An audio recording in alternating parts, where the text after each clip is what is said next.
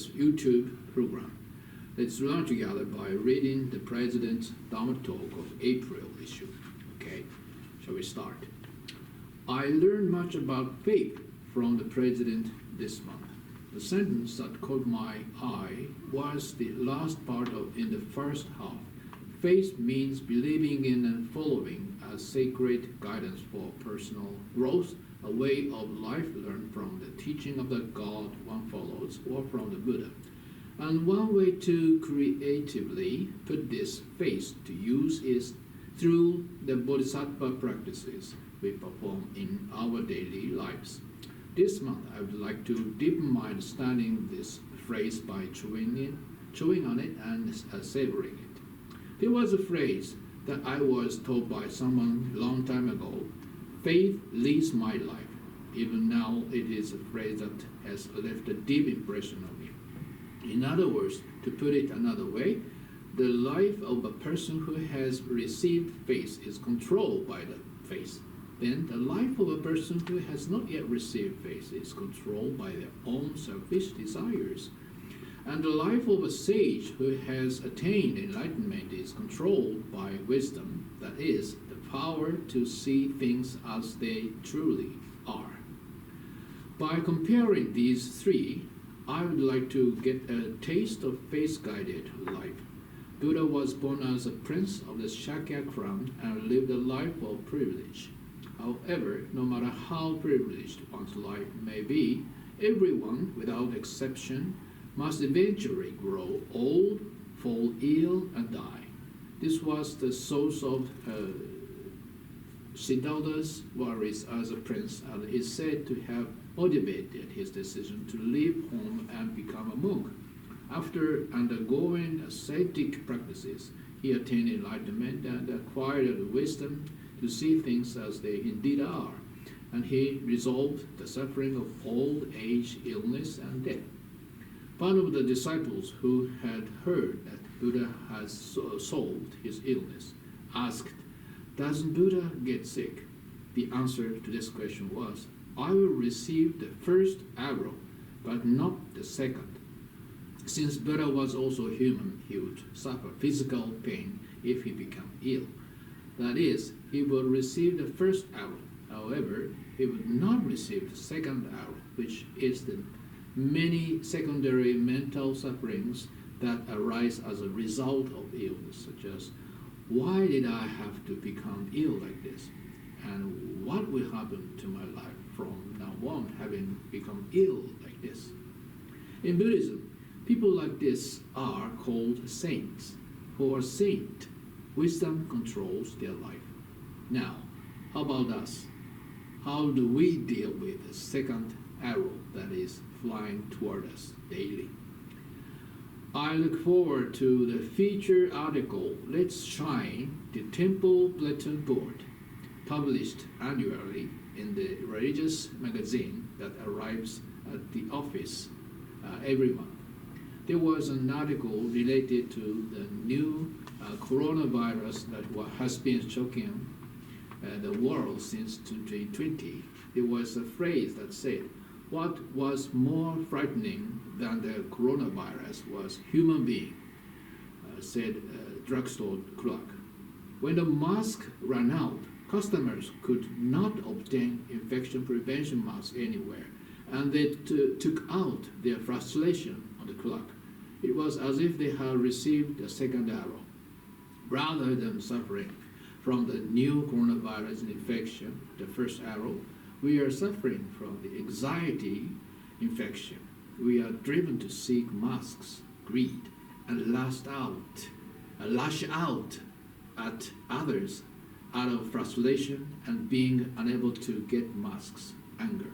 In other words, we can see that we are suffering from anxiety and suffering caused by such an anxious feeling, which is the second arrow.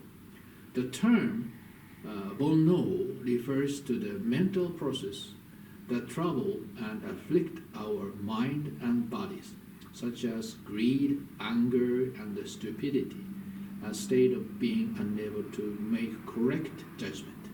People who are controlled by such mental processes are called Bonpu.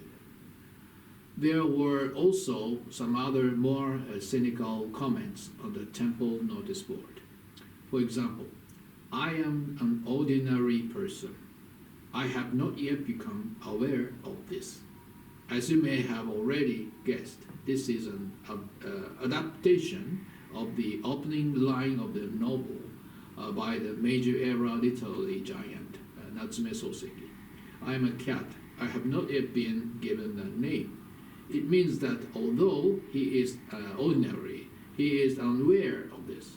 His worldly desires drive him around, but he is unaware of this. It's quite a masterpiece. It could be said that for those who have not yet received faith, it is not wisdom, but rather worldly desires that control their lives. In other words, to encounter a teaching that you can believe in and follow means that you can be reborn while still alive in the body you have been given in this life. Rather than being controlled by worldly desires, you can live a life entirely of hope and security, being controlled by the wisdom of the Buddha, which is backed up by the truth. The founder of Kosei-kai defined this state as being liberated. I remember the opening sutra that we chanted at morning and evening services every day. The unsurpassed, profound, and wondrous Dharma is rarely met in myriads of kalpas. Now we see, hear, and embrace it. May we understand the foremost teaching of the Tathagata.